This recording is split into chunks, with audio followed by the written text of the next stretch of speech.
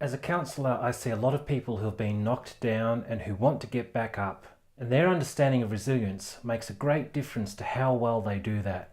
There are a lot of unhelpful ideas around, so today I will talk about the nature of resilience. Now let's start by making it clear that resilience is not being bulletproof. Make no mistake, life can cut you off at the knees. The great boxer Muhammad Ali once said, "Inside of the ring or out of it, ain't nothing wrong with going down. It's staying down that's wrong." And that's where real resilience happens. It's about getting back up. So people are wrong when they imagine that if you are resilient, then you won't get knocked down, or that you'll necessarily remain calm in the midst of a personal crisis. Of course, that certainly counts as resilience, and it's wonderful when people have that, but we all have weak points. We all have fracture points, and particular things will bring us down. And this is because we all have a heart. Resilience, as a realistic idea, only makes sense in the context of our vulnerability and our human weakness. Psychopaths, for example, are not resilient. They're simply unfeeling. Just as the rash person is not courageous, but merely foolhardy. Because what courage is involves also experiencing fear. So too, the resilient person is one who also struggles. Human nature is fragile, and life can be very cruel. So resilience can be about standing calm in the storm, and actually that's what you should work toward. But the most fundamental kind of resilience is about getting back on your feet after the storm. And that may happen quickly, but it could also be a very slow process. So it's about what we do in time with what has been done to us. I noticed that there are a lot of people on YouTube who make bodybuilding videos and later on expand into life coaching themes such as resilience. They recognize the similarities between strengths training and character training just as the ancient Greeks did. And this is good. In fact, it's great. I really like it.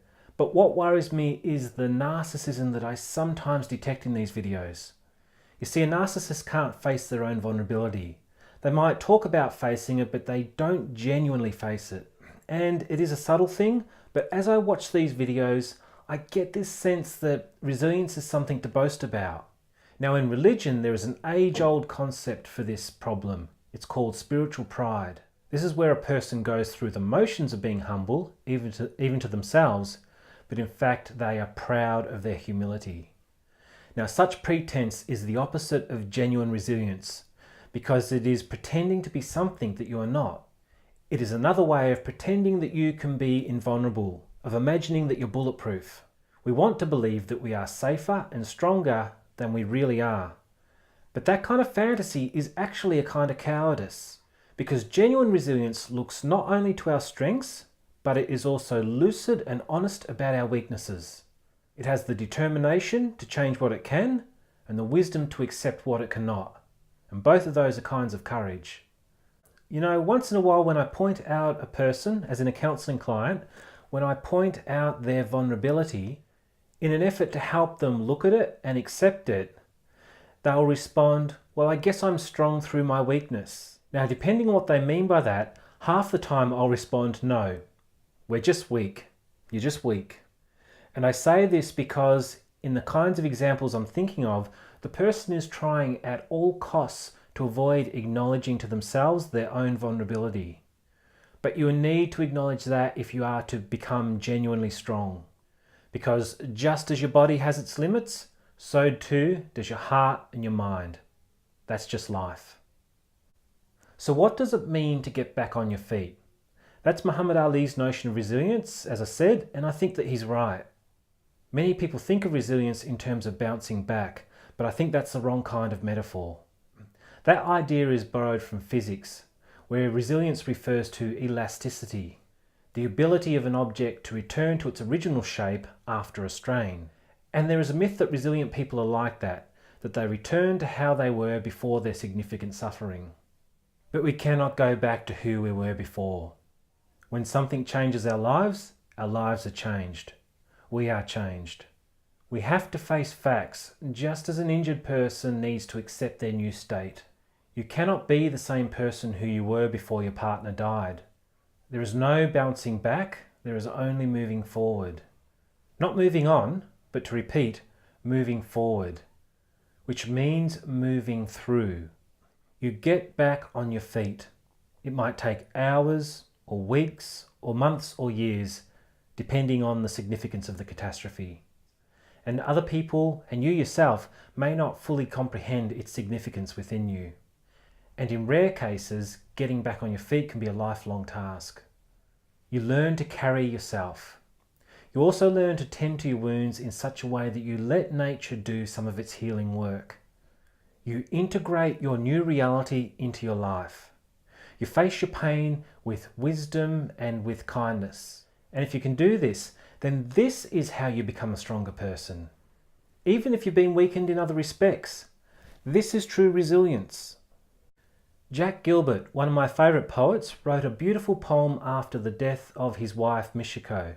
It captures this ethos of getting up and walking forward, so I'll read it.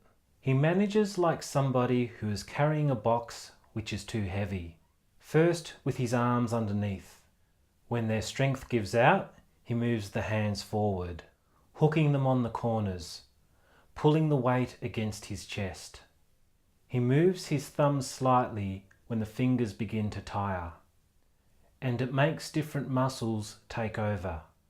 Afterwards, he carries it on his shoulder, until the blood drains out of the arm that is stretched up to steady the box and the arm goes numb. But now the man can hold underneath again, so that he can go on without ever putting the box down. Now sometimes that which does not kill me only makes me stronger, but sometimes it makes me weaker. Regardless, it makes me different, but I can become better if I respond in the right way. I can learn through suffering. I can learn humility, wisdom, love. I can learn to appreciate life more, to be grateful and kind. In short, I can become a better person, a person who can carry both sorrow and joy at the same time. And that is true strength. That is true resilience. So resilience is really an umbrella term for a range of qualities. The psychological research makes that very clear. Resilience is the exercise of courage, of compassion, of wisdom, and what these amount to will differ according to the situation. This is why I don't use the word very much, but rather I'll often talk about cultivating character through virtue, as well as of growing in depth and love and wisdom. The idea of resilience must be balanced with an acknowledgement of our weakness and vulnerability as human beings and as individuals. Otherwise, the term becomes merely a defensive way of avoiding our fears and also of asserting our egos. Getting back on your feet at its best is an act of humility and also of hope and love toward life. In that sense, resilience is less about being a bro and more about being beautiful.